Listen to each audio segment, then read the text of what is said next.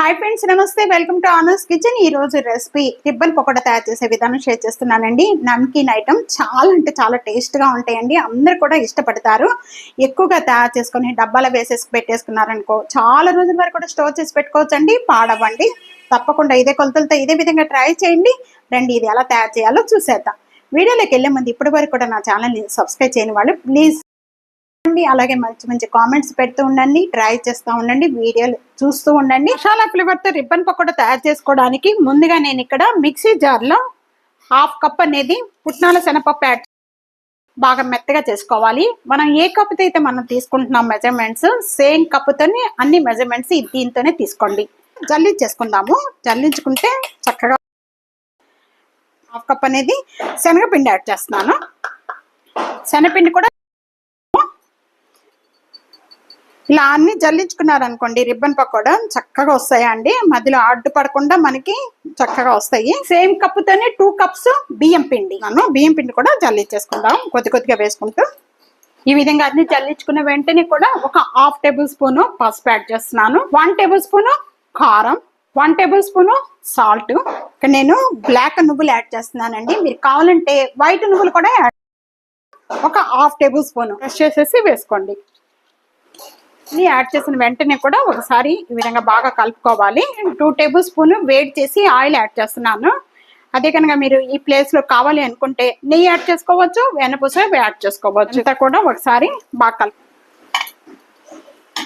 ఈ విధంగా ఉండలాగా రావాలి. అలా రాకపోయింది అనుకోండి, కొద్దిగా ఆయిల్ వేడి చేసేసుకొని వేసుకోండి. ఇలా రాకపోయిందంటే కొద్ది కొద్దిగా వాటర్ యాడ్ చేసేసుకొని పిండి అంతా కూడా ఉండలేమీ లేకుండా పిండి సాఫ్ట్ గా డో చేసుకుందాం. పిండి అంతా కూడా ఈ విధంగా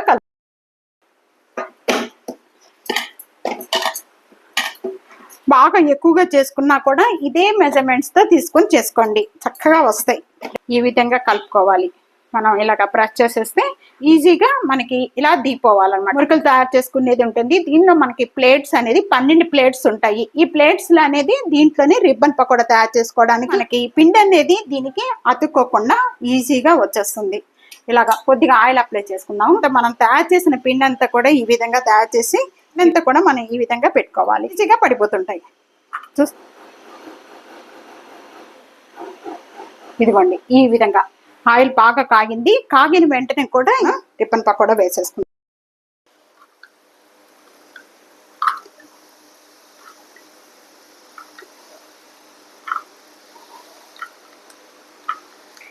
వేసుకున్న వెంటనే కూడా కదపకండి.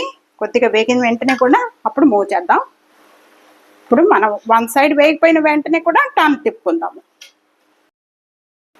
చూస్తున్నారు కదా, ఈ కలర్ వచ్చేంత వరకు కూడా వేయించుకోవాలి. ఈ కలర్ వచ్చేంత వరకు కూడా వేగిపోయిన వెంటనే కూడా ఇక్కడ నేను స్టెయినర్లో పెట్టడం వల్ల ఎక్సెస్ ఆయిల్ అంతా కూడా మనకి సపరేట్ అయిపోతుంది. ఈ కలర్ వచ్చేంత వరకు కూడా వేయించుకుంటే చాలా క్రిస్పీగా చాలా టేస్ట్గా ఉంటాయండి. తప్పకుండా ఇదే కొలతలతో ఎక్కువగా తయారు చేసుకొని ఒక డబ్బాలో వేసుకున్నారంటే చక్కగా తీసుకోవచ్చు. ఈ విధంగా ఇప్పుడు మనం వేయించుకున్న సేమ్ ఆయిల్లోని కొద్దిగా కరివేపాకు లాస్ట్న దించే ముందు వేసుకోండి, చాలా బాగుంటుంది. ఉంటాయంటే తప్పకుండా ఇదే కొలతలతో ఇదే విధంగా ట్రై చేసి మీకు ఎలా వచ్చింది అనేది మంచి మంచి కామెంట్స్ లో నాకు తెలియజేయండి. వీడియో నచ్చితే కనుక నలుగురికి video share and like, comment, subscribe చేసుకోవడం అస్సలు మర్చిపోవద్దు. Thank you for watching.